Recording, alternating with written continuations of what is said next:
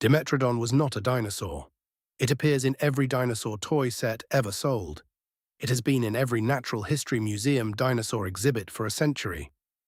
And it went extinct 40 million years before the first dinosaur existed. But that is the smaller error. The bigger one is the sail. Science assumed for decades that the sail on Dimetrodon's back was a thermoregulation device, a biological radiator that heated the animal in the morning and cooled it at midday. That explanation appeared in every textbook, every museum label, every documentary. It was accepted as settled. A 2013 study demolished it. And the replacement explanation is stranger than anything the thermoregulation hypothesis ever suggested. Subscribe if you want the science before the textbooks catch up. New video every week. Here is what you almost certainly believe about Dimetrodon if you have ever seen it in a toy set or a museum. It lived with the dinosaurs. It was a reptile. That sail regulated its body temperature. And it looked something like a large lizard with a dramatic fin on its back. Every single one of those beliefs is wrong. Dimetrodon belongs to a group called Synapsids, not reptiles, not dinosaurs. Synapsids, the group that eventually gave rise to mammals, to you.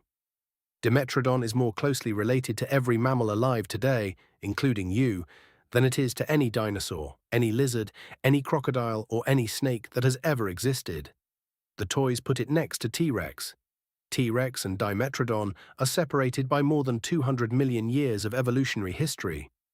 Putting them in the same toy set is the equivalent of putting a human figurine next to a Cambrian trilobite and calling it a historical playset.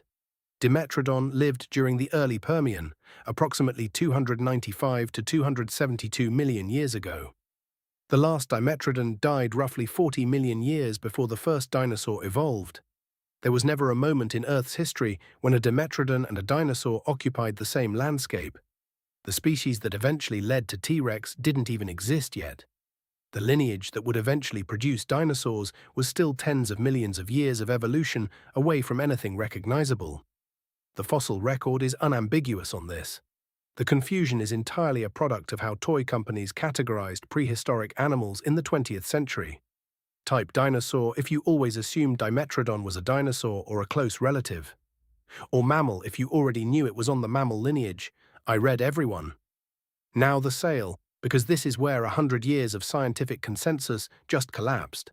The thermoregulation hypothesis was proposed in the early 20th century and dominated Dimetrodon science for decades.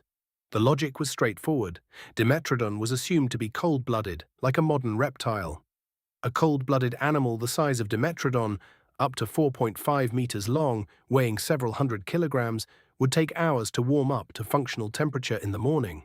A large sail filled with blood vessels would dramatically increase the surface area exposed to sunlight, accelerating warming and giving the animal a head start on activity before smaller cold-blooded competitors.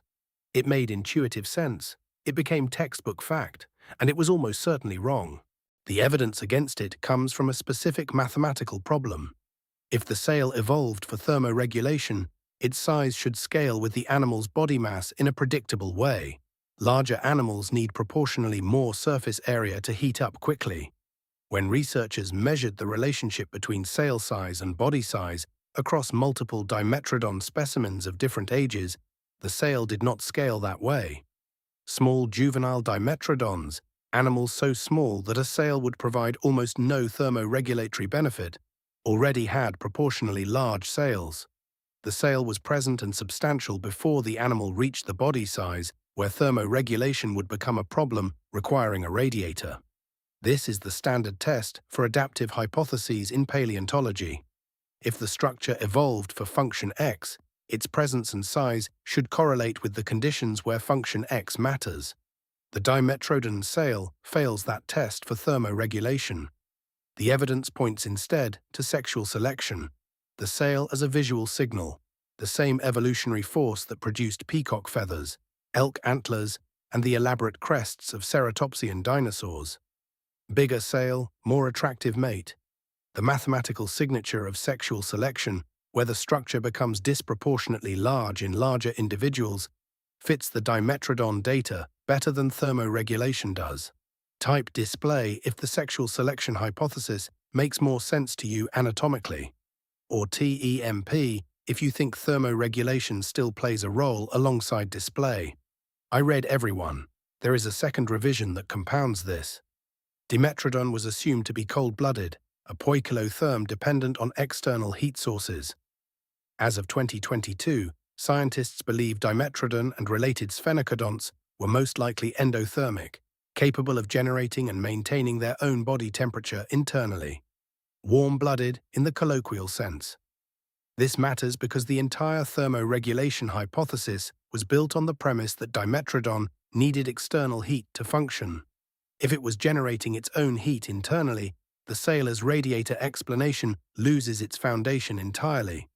A warm-blooded animal doesn't need a biological solar panel on its back to warm up in the morning.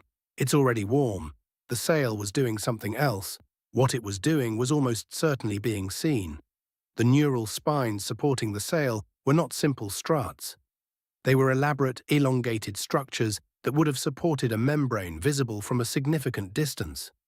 Exactly what you would design if the function was signaling, not thermal regulation. Large, conspicuous, energetically expensive to grow and maintain. That profile fits sexual selection, and it fits display and territory signaling, far better than it fits a radiator. The Dimetrodon in your childhood dinosaur set was mislabeled on the box. The animal itself was mislabeled in the museum. The explanation for its most famous feature was wrong for a century, and the animal was on the wrong evolutionary branch. Not the reptile lineage, not the dinosaur lineage, but yours. The most recognizable feature of Dimetrodon, the sail that makes it unmistakable in any toy set, is a structure whose function paleontology got wrong for 100 years, used to explain a behavior the animal probably didn't need, built on the assumption that it was cold-blooded when it was probably warm. If this changes how you see that toy in the box, subscribe. Every week on this channel, we do exactly this. The next animal on this channel had a sail too, but its sail came 40 million years later, grew twice as large, and was attached to a predator that could turn a river into a hunting ground. The science on that sail was also wrong. It's right here. Dimetrodon was not a dinosaur. It was not a reptile. Its sail was not a radiator. And the creature that looks like the most primitive thing in your childhood toy set was, in evolutionary terms, more closely related to you than to anything else in that box.